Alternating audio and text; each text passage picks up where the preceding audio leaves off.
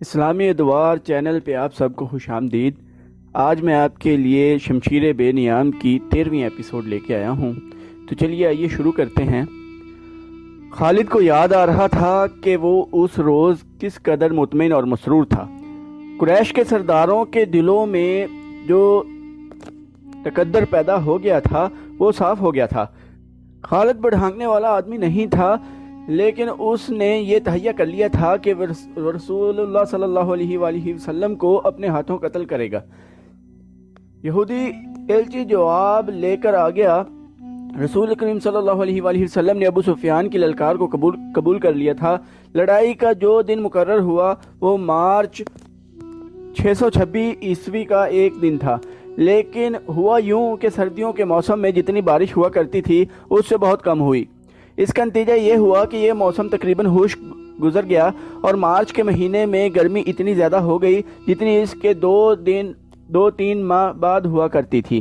ابو سفیان نے اس موسم کو لڑائی کے لیے موزوں نہ سمجھا۔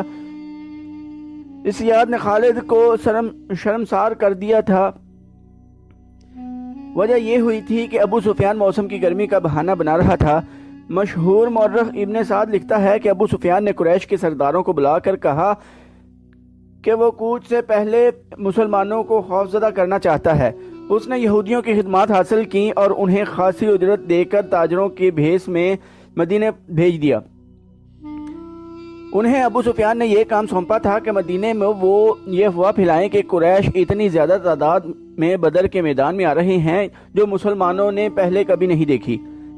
اس مورخ کے مطابق مدینے میں اس افواہ کو سچ مانا گیا اور مسلمانوں کے چہروں پر اس کے اثرات بھی دیکھے گئے۔ جب رسول کریم صلی اللہ علیہ وآلہ وسلم تک یہ افواہ پہنچی اور یہ اطلاع بھی کہ بعض مسلمانوں پر خوف و ہراس کے اثرات دیکھے گئے ہیں، تو رسول کریم صلی اللہ علیہ وآلہ وسلم نے باہر آ کر لوگوں کو جمع کیا اور اعلان کیا، کیا اللہ کے نام لیوا صرف یہ سن کر ڈر گئے ہیں کہ قریش کی تعداد زیادہ ہوگی؟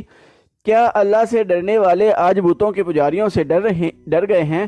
اگر تم قریش سے اس قدر ڈر گئے ہو کہ ان کی للکار پر تم منہ موڑ گئے ہو، تو مجھے قسم ہے خدائے ذوالجلال کی جس نے مجھے رسالت کی ذمہ داری سونپی ہے، میں بدر کے میدان میں اکیلا جاؤں گا۔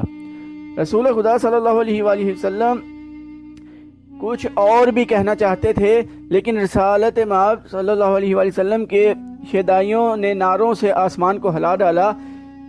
یہ سراغ نہ مل سکا کہ افواہ کس نے اڑائی تھی، لیکن رسول اللہ صلی اللہ علیہ وآلہ وسلم کی پکار پر قریش کی پھیلائی ہوئی افواہ کے اثرات زائل ہو گئے اور مسلمان جنگی تیاریوں میں مصروف ہو گئے۔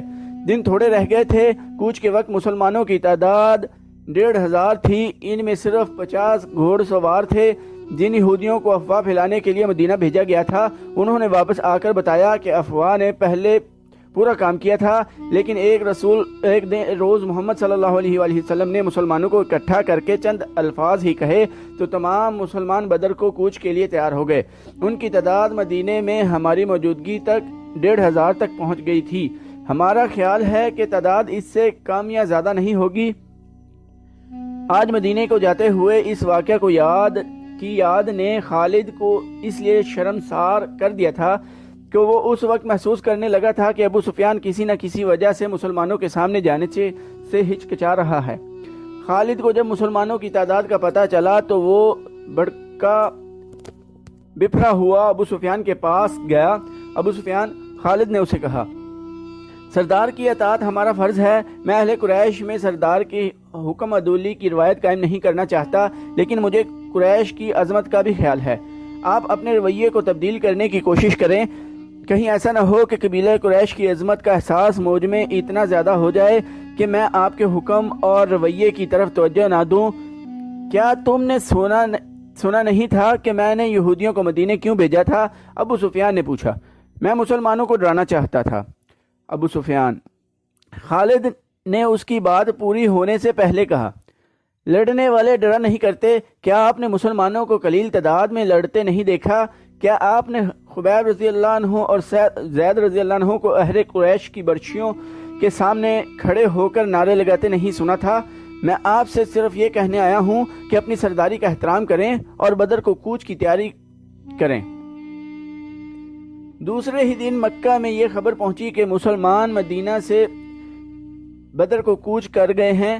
اب ابو سفیان کے لیے اس کے سوا اور کوئی راستہ نہیں رہ گیا تھا کہ وہ کوچ کا حکم دے۔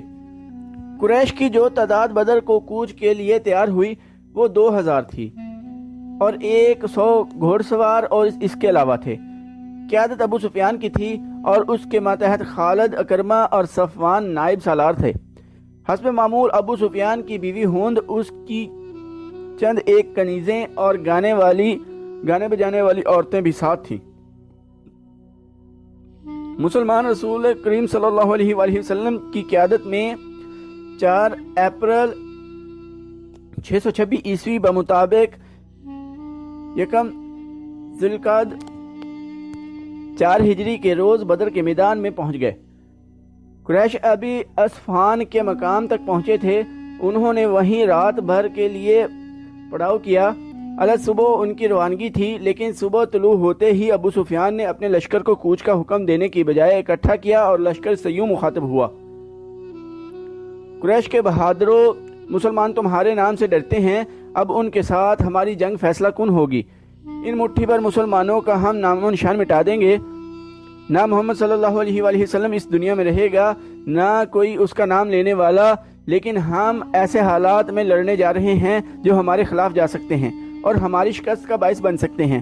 تم دیکھ رہے ہو کہ ہم اپنے ساتھ پورا اناج نہیں لا سکے، مزید اناج ملنے کی امید بھی نہیں، کیونکہ خشک سالی نے قحط کی صورت پیدا کر دی ہے۔ پھر اس گرمی کو دیکھو، میں نہیں چاہتا کہ میں اپنے بہادروں کو بھوکا اور پیاسا مروا دوں۔ میں فیصلہ کن جنگ کے لیے موزوں حالات کا انتظار کروں گا۔ ہم آگے نہیں جائیں گے، مکہ کو کوچ کرو۔ خالد کو یاد آ رہا تھا کہ قریش کے لشکر نے 2 طرح کے نعرے بلند کیے۔ ایک ان کے نعرے تھے جو انہی حالات میں مسلمانوں کے خلاف لڑنے کا عزم کیے ہوئے تھے، دوسرے نعرے ابو سفیان کے فیصلے کی تائید میں تھے، لیکن حکم سب کو ماننا تھا۔ خالد، اکرمہ اور صفوان نے ابو سفیان کا یہ حکم ماننے سے انکار کر دیا، لیکن ابو سفیان پر ان کے احتجاج کا کچھ اثر نہ ہوا۔ ان تینوں نائب سالاروں نے یہ جائزہ بھی لیا کہ کتنے آدمی ان کے ساتھ رہتے ہیں۔ یہ جائزہ ان کے خلاف ثابت ہوا۔ لشکر کی اکثریت ابو سفیان کے حکم پر مکہ کی طرف کوچ کر گئی۔ خالد اور اس کے دونوں ساتھیوں کو مجبوراً لشکر کے پیچھے پیچھے آنا پڑا۔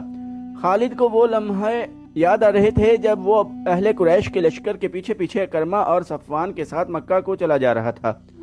اس کا سر جھکا ہوا تھا۔ یہ تینوں ایک دوسرے کی طرف دیکھ بھی نہیں رہے تھے، جیسے ایک دوسرے سے شرمسار ہوں۔ خالد کو بار بار یہ خیال آتا تھا کہ لڑائی میں اس کی ایک ٹانگ کٹ جاتی، بازو کٹ جاتے، اس کی دونوں آنکھیں ضائع ہو جاتی تو اسے یہ دکھ نہ ہوتا جو بغیر لڑے واپس جانے سے ہو رہا تھا۔ اس وقت وہ اس طرح محسوس کر رہا تھا جیسے اس کی ذات مر چکی ہو اور گھوڑے پر اس کی لاش مکہ کو واپس جا رہی ہو۔ نبی کریم صلی اللہ علیہ وآلہ وسلم کا قتل اس کا عزم اور عہد تھا جو وہ پورا کیے بغیر واپس آ رہا تھا۔ یہ عزم بچھو بن کر اسے ڈس رہا تھا۔ اسے بہت کچھ یاد آ رہا تھا، یادوں کا ایک ریلا تھا جو کہیں ختم نہیں ہو رہا تھا۔